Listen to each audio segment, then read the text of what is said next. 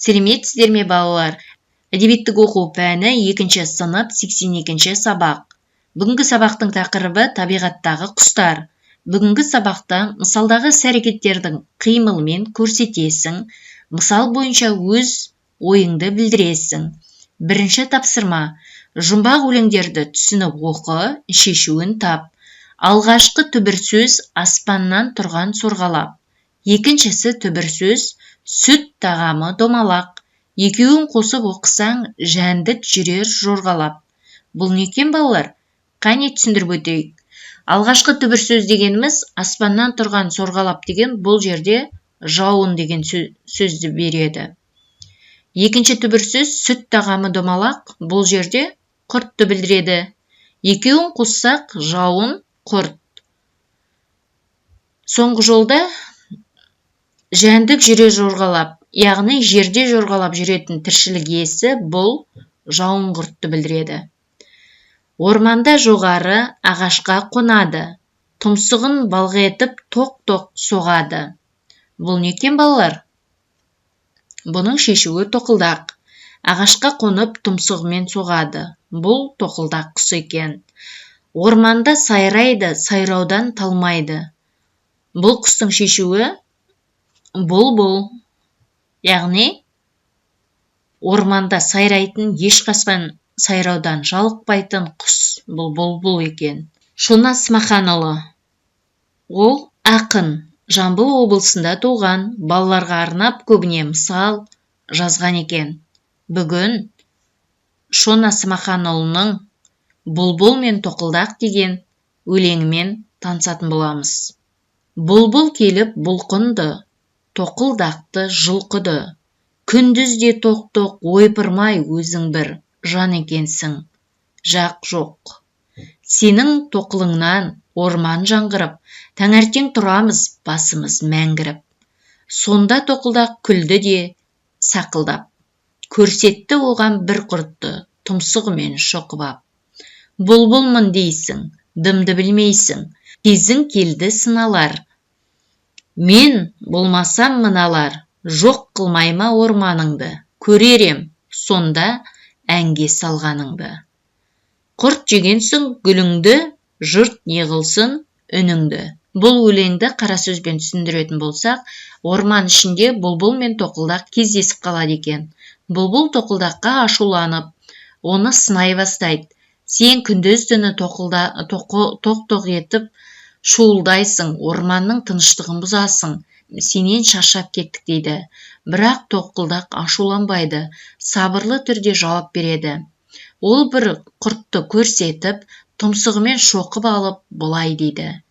Сен мені бұлбұлмын дейсің, бірақ жәндіктің зиянын білмейсің. Мен болмасам бұл құрттар ағаштарды, гүлдерді, орманды құртар еді. Яғни менің тоқылдауым ағашты тесіп, зиянды құрттарды табу үшін жасалатын жұмыс. Сен тек сайрайсың, ал мен нақты пайдалы іс шақырамын. Ақыры бұлбұл тоқылдақтың пайдасын түсінеді. Құрт жеген соң гүл де солады. Жұрт неғылсын үніңді деп тоқылдақтың әрекеті дұрыс екенін мойындайды. Үшінші тапсырма: іс-әрекеттер қай кейіпкерге қатысты екенін айт және қимылмен көрсет. Бұлқынды, күлді, жұлқыды, құртты, көрсетті, шоқыды деген сөздер берілген екен. Енді бұны талдап көрейік. Бұлбұл бұлқынды, яғни ашуланып, ызаланып қозғала бастайды. Жұлқынды, тоқылдақты жұлқып мазасын алды. Тоқылдақ күлді, сабырмен күлді, бұлбұлға ашуланбады. Құртты көрсетті, құртты тауып бұлбұлға көрсетті. Шоқыды, тұмсығымен шоқып, құртты жеді.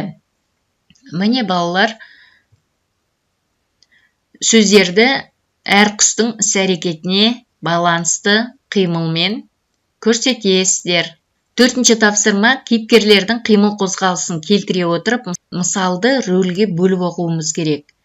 Рөлге бөліп оқу үлгісі: бұлбұл қанатын қағып ренжіп сөйлейді. Күндізде тоқ-тоқ ойпырмай өзің бір жан екенсің, жақ жоқ. Сенің тоқылыңнан орман жаңғырып, таңертең тұрамыз, басымыз меңіріп. Бұлбұл бұлқынғандай, ашуланғандай қимылмен айтады. Тоқылдақ сабырлы түрде бір ағаштан құртты көрсетіп, күлме бұлбұл, міне қара, құрт ағаштың түбінде, бұлбұлмын дейсің, дымды білмейсің, кезің келді сыналар. Мен болмасам, мына құрттар жоқ қылар орманыңды. Тоқылдақ шоқығандай ағашты нұсқап, құртты көрсеткендей әрекет жасайды. Бұлбұл қатты таңғалып, ұялып тұрып, құрт жеген соң гүлде солады, жұрт неғылсын үніңді. Бұлбұл мойындағандай басын изеп айтуы керек.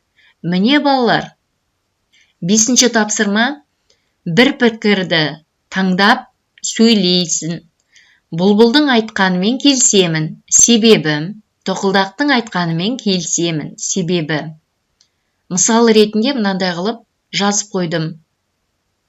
Мен тоқылдақтың айтқанымен келісемін, себебі тоқылдақ орманға нағыз пайда келтіретін еңбекқор құс. Ол ағаштарды тесіп, зиянды жәндіктер мен құрттарды тауып жейді. Егер ол болмаса, құрттар гүлдерді, ағаштарды жеп, орманды құртып жіберер еді. Ол шуылдамайды, керісінше табиғатты қорғайды. Сондықтан оның тоқылдауы пайдалы іс. Іс әрекетпен дәлелдейтін құсты құрметтеу керек. Мен бұлбұлдың айтқанына келісемін, себебі бұлбұл орманға көрік беретін керемет даусымен көңіл күй сыйлайтын құс. Оның әні орманға әсемдік пен тыныштық әкеледі. Адамдар мен жануарлар бұлбұлдың сайрауын тыңдап рахаттанады. Бұлбұл сұлулық пен рухани ләззаттың символы. Орман тек еңбекпен емес, сондай-ақ сұлулықпен де көрікті болуы керек. Сондықтан бұлбұлдың үні орман тыныштығының бір бөлігі. Міне балалар, бүгінгі сабағымыз осымен аяқталды. Назарларыңызға рахмет, сау болыңыздар. Бастауыш сабақтар арнасына тіркелуді ұмытпаңыздар.